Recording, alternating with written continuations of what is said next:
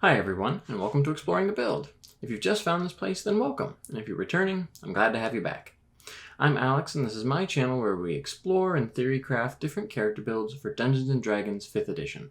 Today, as it's Tuesday, we are returning to our Gloomhaven series of character builds, where we're trying to take the character classes from the hit board game Gloomhaven and recreate them in Dungeons & Dragons 5e. Today is another locked character class, as today we are recreating the 2-mini character class in D&D. Now this character isn't really called the 2-mini class because of the picture that they have on their character box, but rather because they're the only character that actually has 2 miniatures associated with them. If you don't want any spoilers for that sort of class, then take this as your spoiler warning, and feel free to come back and watch the video at a later time. I won't take any offense. If you're okay with spoilers, or if you already know what the class is and how it works in Gloomhaven and you want to see how it would work in D&D, then feel free to continue watching.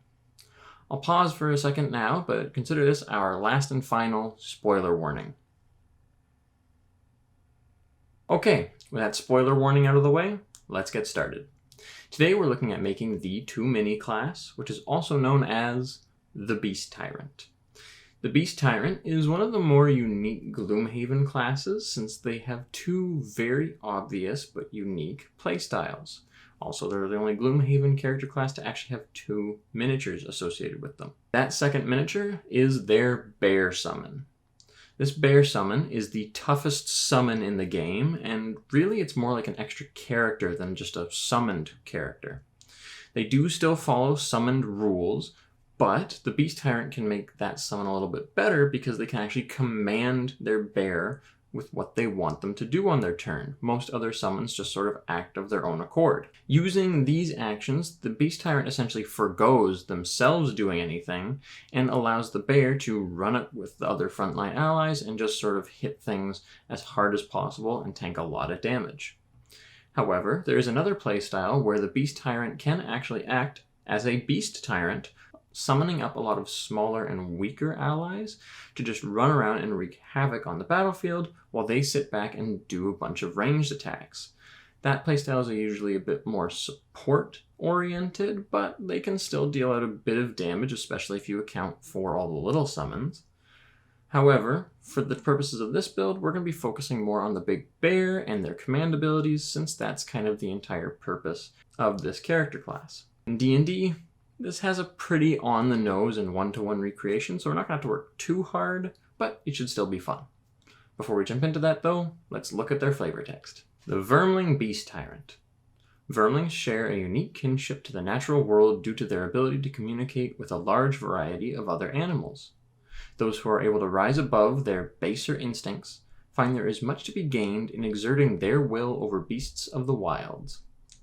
These Beast Tyrants can amass incredible armies of fangs, claws, and talons to become formidable opponents in battle. Starting at character creation with our lineage, we are another Vermling, just like our Mind Thief was. As a Vermling, we're going to be choosing custom lineage, of course, and purposely choosing small for our size. We'll take Dark Vision here as well, as we don't really need the extra skill really, and it feels thematic that our little rat Vermling self would have some sort of low light or dark vision. And then for our free feat, we're going to choose Fey Touched. Fey Touched will allow us to boost our intelligence, wisdom, or charisma by +1, and we also get a first level enchantment or divination spell to cast for free once per day without spell slots, and we can do the same thing with Misty Step, which we also get. The spell that we're going to pick up, I am actually going to 100% recommend Heroism here. This is going to be a very crucial spell for our playstyle later on, and so it's nice to just be able to pick it up for 1 and to have it right away at level 1 with Fey Touched. You could take a different spell if you want, but Heroism is probably going to really help us in the long run. For our stats, we're putting the +2 from Custom Lineage and the +1 from Fey Touched, both into Wisdom. After point buy, we should hopefully have the following ability scores: 8 Strength, 14 Dexterity, 14 Constitution, 10 Intelligence, 18 Wisdom, and 10 Charisma. You can redistribute the ability scores if you really want to, but we definitely want Wisdom to be our primary ability score. And then for our background, we are a more feral / outlandish Vermling, or character in general really, so something like the Outlander background feels appropriate, but you can reasonably choose anything you like. it doesn't matter too much. Jumping into the actual build now, at level 1, we are Ranger 1. We are going to start off with Ranger, even though the Beast Tyrant themselves feels a bit more like a caster. Ranger is going to be pretty important for us. We aren't really too concerned with the specific terrain or specific enemies that our base Ranger features get us, so we'll take the optional features here from Tasha's Cauldron of Everything, getting us Deft Explorer and Favored Foe. At level 2, we are Ranger 2, and here we gain a fighting style. For the fighting style, we're going to pick Druidic Warrior and get a couple of Druid cantrips from it. I personally recommend getting Guidance, and then either Shillelagh, or Shillelagh, depending on how you pronounce it, I suppose, or Magic Stone. Now that's pretty key, because Magic Stone's probably a bit more ideal since we're going to want to be more ranged and sit back behind the frontliners for most of the time. However, if you wanted to get up close and personal and go more melee, then Shillelagh would work just as well. We're also going to gain some spell casting from Ranger and pick any 2 spells that you like, but don't actually pick up Hunter's Mark. We're not going to need it for this build in particular, which is kind of weird on a Ranger. In all honesty, Heroism, at least for most of the lower levels, is going to be our go-to concentration spell. At level 3, we are Ranger 3, and here we get our choice of subclass. Now, there's really one right answer, and hopefully a fair number of you have picked up on what we're going with here. We're going to be taking the infamous Beastmaster Ranger. The Beastmaster Ranger is best known for being one of, if not the, worst subclass in the original player's handbook. However, with Tasha's Cauldron of Everything, the optional features that were introduced there actually tend to make the Beastmaster pretty good. We're able to pick up Primal Companion instead of Beast Companion. And Primal Companions actually scale with us as we level up, which number 1 is way better than a regular Beast Companion right off the bat. They're also easier to resurrect, and they have a few other bonuses that work pretty perfectly for our build today. So we're going to choose the Primal Companion, and when we do, we get to choose either of the land, of the sea, or of the air. And technically, we can also switch out between what type of Primal Companion our Primal Companion is, but we're going to kind of ignore that for this build. We just want a Primal Companion of the land, and we want to flavor it as a bear. That is our large bear. Now, the thing that makes this work so well for recreating the Gloomhaven Beast Tyrant is that much like how the Beast Tyrant can command their bear, we can also command our Primal Companion because of the rules that Primal Companion comes with. As well, because we chose to be size small, our Primal Companion of the land is size medium, meaning that not only can we command them like the Beast Tyrant can, we can mount and ride the bear around as an actual mount, just like what the Beast Tyrant does in Gloomhaven. The Primal Companion rules say that in combat, the beast acts during our turn, and it can move and use its reaction on its own, but the only action it'll take is the dodge action, unless we use a bonus action on our turn to command it to take another action. That action can be one in its stat block or some other action. And then we can also sacrifice one of our attacks when we take the attack action to command the beast to take the attack action itself. If we're incapacitated, the beast can take any action of its choice, not just dodge. If your DM's nice, maybe you can get away with both, the bonus action command attack, as well as the actual foregoing of one of our attacks to give them the attack action. If it doesn't, well then that doesn't really matter right now. We can just bonus action command them to use their maul action, because that still is allowed. It's just that it's only one attack ever, as opposed to the full attack action. And we can just use the bonus action for that for now, and then eventually maybe switch to giving them more attacks by actually taking the attack action regularly on our turn. Overall, what we're going for here is that the bear is actually going to be more of the character that we're playing than we are, just like in the Gloomhaven board game. Our main playstyle is now going to pretty much be us hanging back behind our party members. We're going to cast Heroism on our bear in order to give them a Gloomhaven shield effect, which is just damage reduction.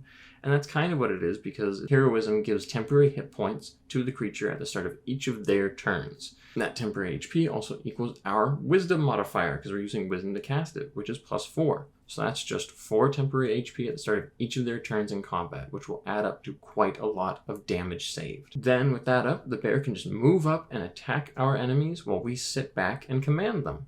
We can use the bonus action, like I said, to have them attack, and then we can throw a magic stone or cast a spell if we want. Or likewise, if we want to do something with our bonus action, we can actually use our action to attack, say no, we're going to give it to our bear, let the bear attack, and then use our bonus action to do something else. Then if something does actually get past our bear in our front line of our party and get towards us to attack us, that's where Misty Step comes in, where we can just jump away from them.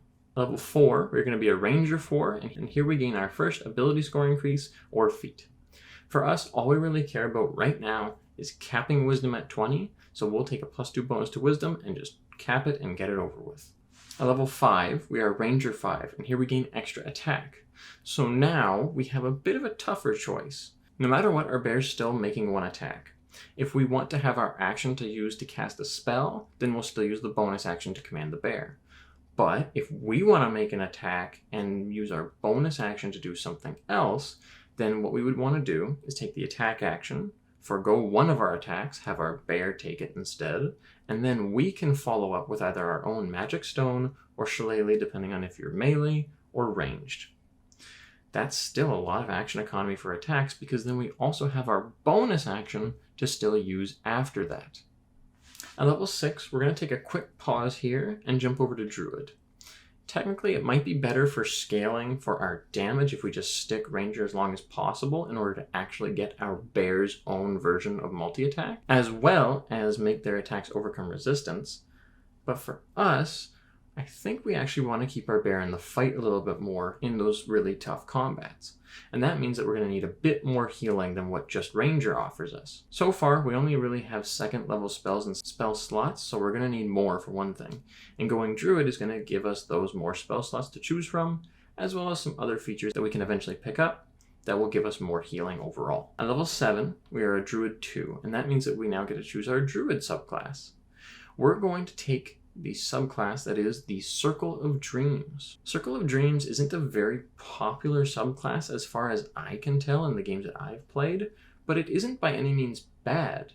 It's just that there's a lot of other druids that people find cooler or have more interesting features, and to be fair, Circle of Dreams is very support focused, so it's not necessarily the most attention grabbing, but for us it's actually going to be exactly what we want in order to pick up to help support our bear overall. The main feature that we get right away is the Balm of Summer Court, and the Balm of the Summer Court gives us a pool of d6s equal to our Druid level. We can then use a bonus action to spend some of those d6 to heal an ally within 120 feet of us, and that is a huge range, and our bear is also in fact an ally and will hopefully be within that range, meaning that this is a perfect way to fuel some hit points back to them without actually spending spell slots. And on top of that, not only does the creature regain hit points equal to the number that we roll on those d6, but they also gain temporary HP equal to the number of d6s that we spend. Those temporary HP will unfortunately overwrite our heroism, but here's why it's important that the bear takes its turn on our turn. That means that if we do this and heal them and give them a little bit of temporary HP, sure, they'll lose the full 5 temporary HP that they're getting from heroism, but as soon as our turn / the bear's turn comes back around, that temporary HP is just going to get replaced, if it's still there, with the 5 from heroism, or hopefully those temporary HP that we give from Balm of the Summer Court will actually get used, and then heroism will come in and replace it. All of this is pretty much a fancy way of saying that not only can we heal our bear very efficiently now, or other allies admittedly, but we can also provide a bit more damage reduction / shield as well. At level 8, we're going to go up to Druid 3, and here we gain 2nd level Druid spells. But as a multi-class, we actually have 3rd level spell slots. Now I'm going to say that if you haven't picked up Summon Beast yet, do so now, since the Beast Tyrant is, like I said, capable of summoning multiple animals, not just our bear. And that also leaves us with an interesting choice, because Summon Beast is a concentration spell, and Heroism is a concentration spell. If we find that the temporary HP from Heroism just isn't cutting it, then it may actually be better to just get another body on the battlefield and have an extra summon beast that can go up and support our bear in the front line of combat. If we do this, then the value out of our Balm of the Summer Court temporary HP just gets all the more increased, which is perfectly fine with us. You can pick how you want your playstyle to go, but for right now, it's just nice to have Summon Beast in our back pocket. At level 9, we're a Druid 4, and here we're going to gain another ability score improvement / feat. Now, we don't really need much else since our Wisdom is already capped. Our Dex is okay if you're able to find some medium armor that isn't metal, since Druids can't wear metal and we're now part Druid. And raising our health would be fine as well, except for the fact that the Beast Tyrant themselves in Gloomhaven is not supposed to have a lot of HP. The bear is. And we actually do have a relatively fine HP with 14 con plus a ranger's hit die. Even with the little bit of druid hit die that we've been getting the last few levels, we should still have a pretty good hit point pool, and we don't really need to worry about increasing con just yet. All this is a long-winded way of saying we're going to take Mounted Combatant as our feat. And Mounted Combatant is perfect for us because it now lets us actually get on top of our bear, assuming that we actually want to get on top of the bear. If you don't, you want to hang back, that's perfectly fine. But doing this is going to make our bear way tankier. Mounted Combatant is awesome because when we're riding our bear now, we just flat out have advantage on melee attack rolls against any unmounted creature that is smaller than our mount. Now, our bear's only medium, so that means that we only have advantage against other small creatures, which, if you're playing a melee build, is really good when that happens, but it's fairly situational. So if we're not playing a melee build, we're kind of okay to miss out on it and just throw magic stones from on top of the back of our bear. When our bear gets attacked, which they are this big hit point pool monster, and they're definitely going to be the one that our DM is going to want to attack since they're the one that's actually doing the attacking in the first place, we can force that attack to target us instead. And finally, if our mount is subjected to an effect that allows it to make a dexterity saving throw to take only half damage, and instead takes no damage if it succeeds and only half damage if it fails. That's just the evasion feature, which most classes that do have access to it don't get until level 7.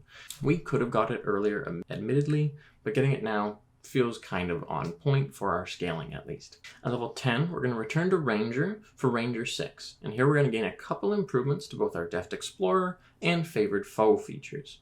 There's not much to say about these features since they don't really help our bear in any way, nor do they really mimic anything from Gloomhaven, but they're still nice to have. At level 11, we're going to go up to Ranger 7, and here we gain our next Conclave feature.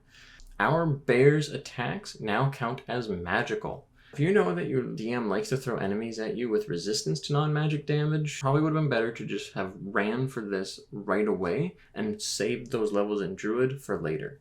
But for the sake of our, at least theory crafting build, this should probably be fine. At level 12, we're now Ranger 8, and here we gain another ASI/feat. And here we are going to take Metamagic Adept. Metamagic Adept gives us 2 sorcery points, as well as 2 metamagic options to use those sorcery points with. We have a lot of good options for our metamagic choices, actually, and I'm going to more or less leave it up to you as to what you really want. See, we're only ever going to have 2 sorcery points. That means the really good features like Quicken Spell and Twinned Spell are not as great since we're only going to use them once in a while, but still take them if you want them.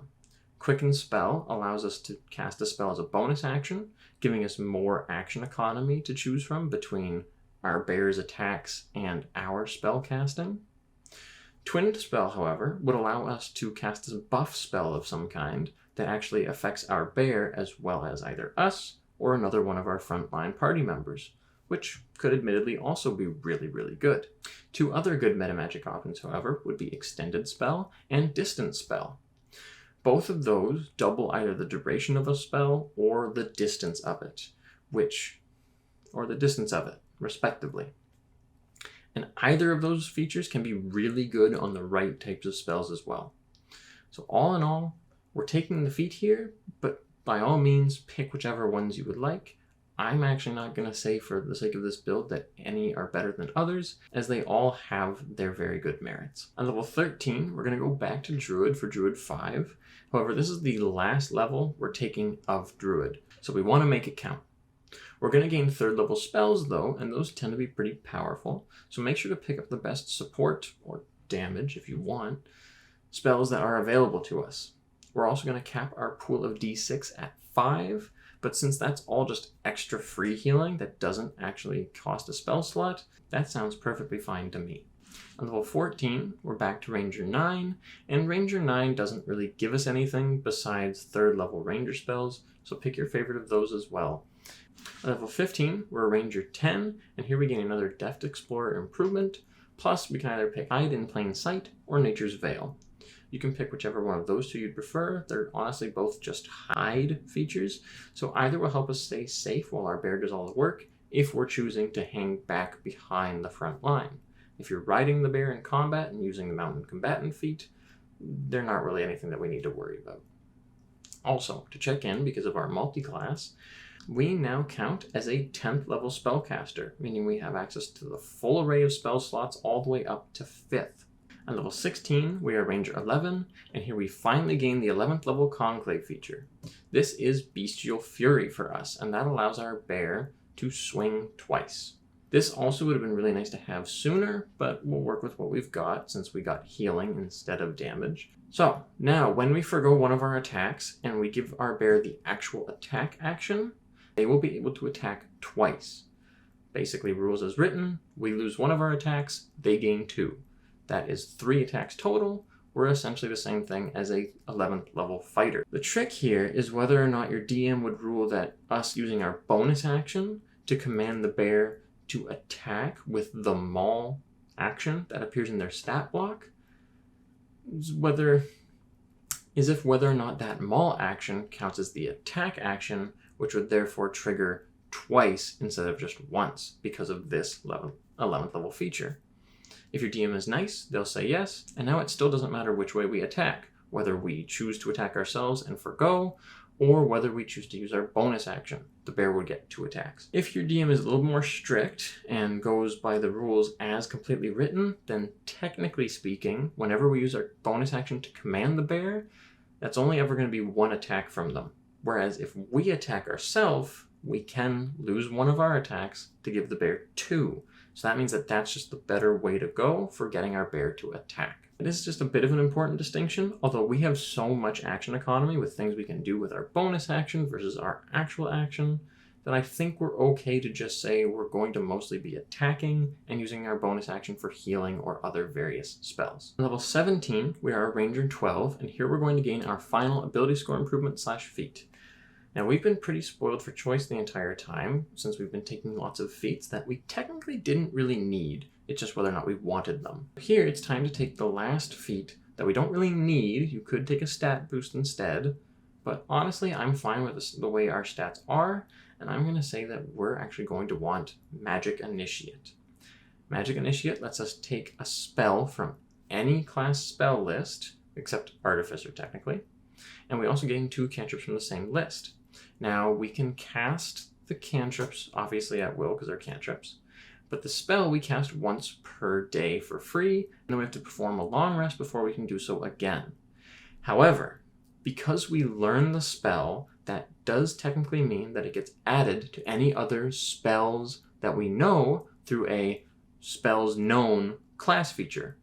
And the Ranger has the spells known class feature, meaning that we can cast the spell we take with Magic Initiate as though it were a Ranger spell, more or less. I'm going to say that we're actually going to pick the spell Shield. And Shield will predominantly affect ourselves, but pretty soon it'll help us drastically improve our chances of survival in combat, and we'll get there when we get there. Level 18, we're a Ranger 13. I just gained new Ranger spells here, nothing else. Level 19, we are Ranger 14, and here we gain the Vanish feature, which just lets us hide as a bonus action, so that's nothing too special really, though it could come in handy from time to time. Finally, at level 20, we are Ranger 15, and here we gain the Beastmaster Ranger's capstone, Share Spells.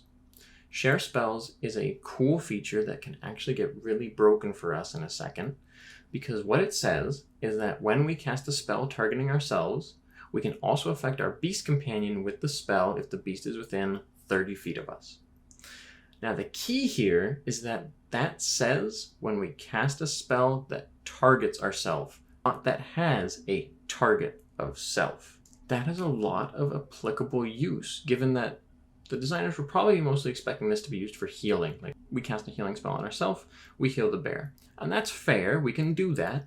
But the main things we can do that are really awesome are cast spells like Shield or Absorb Elements. Let's say we're getting attacked by an AoE. Our bear has evasion, but we don't. And so if we get hit by that AoE's elemental damage type, we can use our reaction to cast Absorb Elements, which then allows us to gain resistance to the damage.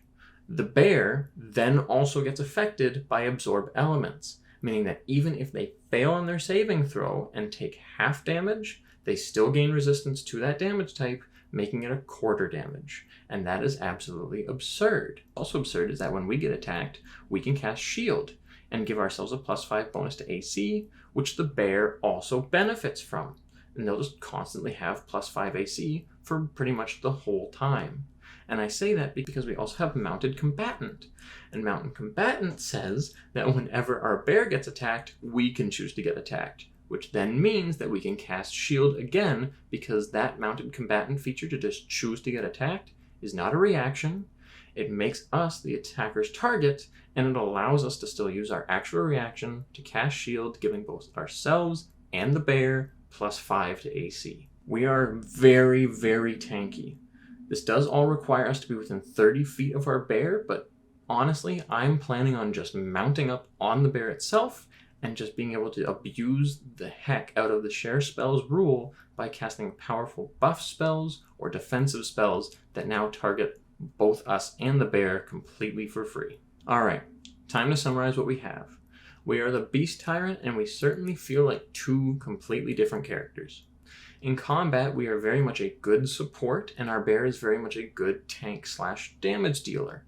Given how easy it is to bring back our bear in the event they do die, we're relatively okay letting them soak up damage from some attacks while the rest of our party stays fresh, and then we could, if we want to, hang back and just support people when they need it. However, with Mounted Combatant, we're also okay to just get on the bear, ride up into combat with them, and blast away with our own attacks, our bear's attacks, our bonus actions, spells, or healing, and use our reaction to give some powerful defensive buffs to both ourselves and the bear.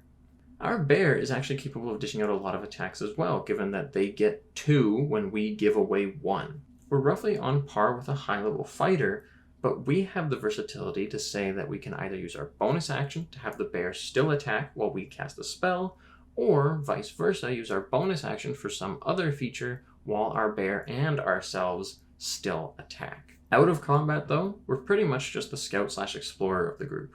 We're very at home in the wilderness, especially since that we have a bear with us, and that's really where we excel the most. We won't be too much help in social situations or in like an urban setting, but we can let the party handle that. As the Beast Tyrant, we are almost perfectly one with nature, and we want to just amass an army, or at least a very powerful bear companion, to go wading through the wilderness with. In Gloomhaven terms though, we definitely have our command abilities, and our playstyle is emphasized to make us feel like the Beast Tyrant.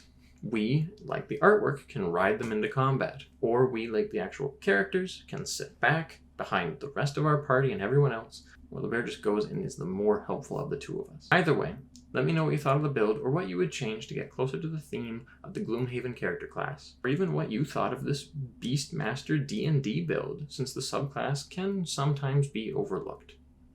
Thank you so much for coming on the journey with me, and I hope to see you in the next one.